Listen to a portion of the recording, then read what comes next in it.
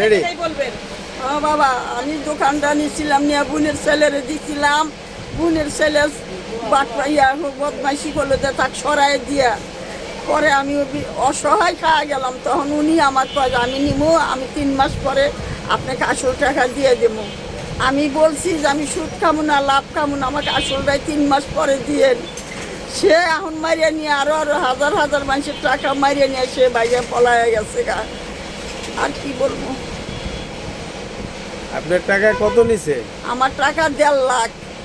1.5 লাখ না? 1.5 লাখ। টাকা টোকা দিছে কিছু? জি না, একটা পয়সাও দেয় নাই বাজার। একটা পয়সা? আমার এগুলো একটা পয়সা দিত, আমি করে খুঁজতে যাই, টাকা পয়সা খরচ করে নিয়ে আমি কিভাবে গেছি। আমার 3-4 হাজার টাকা খরচ হয়ে গেল। আমি খুঁজতে গেছি, আর বাপের বাড়ি গেছি। ও হলো 2টা বিয়ে করছে। এক প্রথম বইয়ের 3টা ছেলে মেয়ে, 2টা ছেলে 1টা মেয়ে। আর বউ সুন্দর মুন্দুরি, এই বউ থুয়ে আবার এই মহিলা নিয়ে বাইরে আইছে। দেশের থেকে টাকা পয়সা মারিয়ে নিয়ে আইসা হিন থেকেও মারিয়ে নিয়ে গেছে। মানে আমি দর্শকের কাছে চাই, এখন আমি আমার চাই সহযোগিতা। আপনাদের কাছে, সবার কাছে অনুরোধ, আমি বুড়া মানুষ, এই টেক আপনারা যেখানে ধরা পড়েন আপনারা আমার করে ধরে দিবেন। এখন দোকানে ডিট কত ছিল? দোকানের ডেট 50,000, 50,000 অ্যাডভান্স। আর আমি বুধবার আছি 1 লাখ টাকার মাল 1 লাখ টাকার মাল বলছে? মাল করছি। 1 লাখ টাকা কেমনে মাল বললেন? কিনে বড়াইলাম কি কি 1 লাখ টাকার মধ্যে কি কি র্যাক ট্যাক সহ?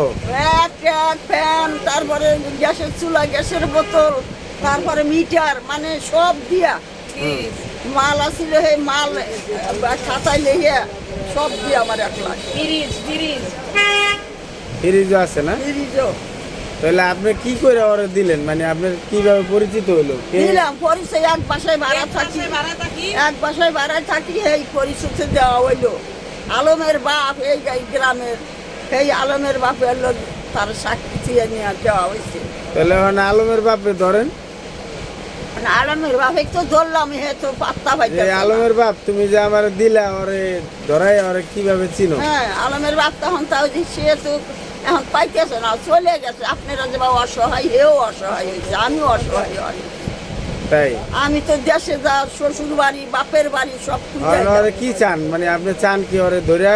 ওরে ধরে আপনারা সবাই, অনুরোধ করি আপনারা সবাই মিলে যদি ওর ধরাই দেন তাহলে আমরা খুব খুশি হইতাম।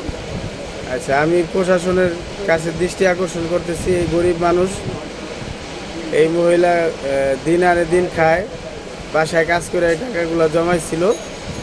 এই টাকা ওই চিটার আমিনুল ইসলাম নিয়ে বেরিয়ে অসহায় করে থুয়ে গেছে।